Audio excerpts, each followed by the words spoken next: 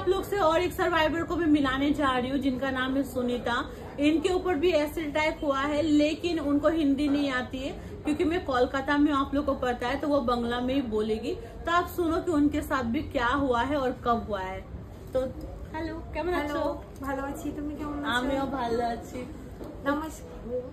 নমস্কার, আমি সুনিতা দত্ত, আমি একজন অ্যাসিড সার্ভাইভার। 2010 সালে আমার উপরে অ্যাসিড অ্যাটাকটা হয়। আমি তখন ক্লাস 9-এ পড়তাম। আমার পাড়ারই একটা ছেলে আমাকে প্রপোজ করে, সেটা রিজেক্ট করাতে আমার উপরে অ্যাসিডটা ঢালা হয়। তো এইভাবে কন্টিনিউ করতে করতে আমাকে অনেক হসপিটালে ভর্তি করা হয়, কিন্তু সেখানে নেয় না, বলে বার্ন হসপিটাল নয় এটা। এই করতে করতে আমি অনেক হসপিটাল ঘুরেছি। তো আমার 5 বছর লেগেছে মোটামুটি সুস্থ হতে। 21 থেকে 25টা আমার সার্জারি আছে, 2 পায়ে কোথাও চামড়া বাকি নেই নিতে।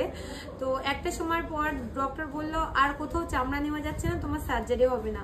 আমি চোখে দেখতে পাই না, আমার এই সাইডে কান নেই, আমার গলায় সব পোড়া আছে, আমার পিঠে আছে, আমার হাতে আছে, আমার মানে এমন কোথাও বাকি নেই যে সেই জায়গাটুকু ভালো আছে।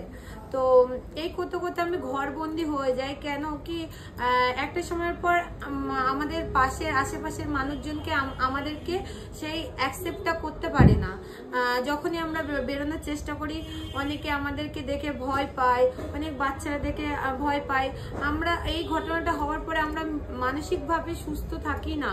আমি যখন ফার্স্ট নিজেকে আয়নায় দেখি, তখন আমি নিজে আটকে উঠেছিলাম, আমি নিজেকে অ্যাকসেপ্ট করতে পারছিলাম না। এমনকি আমি সুসাইড করবো এটাও আমার মাইন্ডে চলে এসেছিল, কিন্তু পরিবারের কথা ভেবে আমি এটা করতে পারিনি। আমার ফ্যামিলি হয়তো আমার পাশে ছিল, কিন্তু এই অ্যাসিড অ্যাটাকটা হওয়ার পরে অনেক ফ্যামিলি তাদের পাশে থাকে না।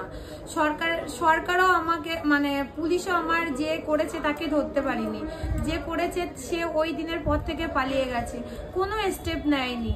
তারপরে আমি নিজে সুস্থ হয়ে যখন পুলিশের কাছে এফআইআর করি, পুলিশ আমার এফআইআর নিতে চায়নি, বলছে অনেক দিন হয়েছে এফআইআর নেবো না। কিন্তু আমি ভয় দেখিয়েছি আমি অনেক দূরে যাব যদি আপনারা এফআইআরটা না নাও। এফআইআরটা নিল, কিন্তু নেওয়ার পরে কোনো স্টেপ নেয়নি।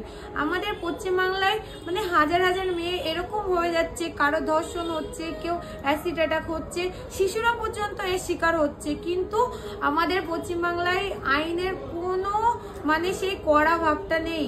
তারা হয়তো যদি ধরা পড়ে 3 মাস পর, 3 মাস কেন বলছি, 1 মাসেই বেল পেয়ে ছাড়া পেয়ে যাচ্ছে।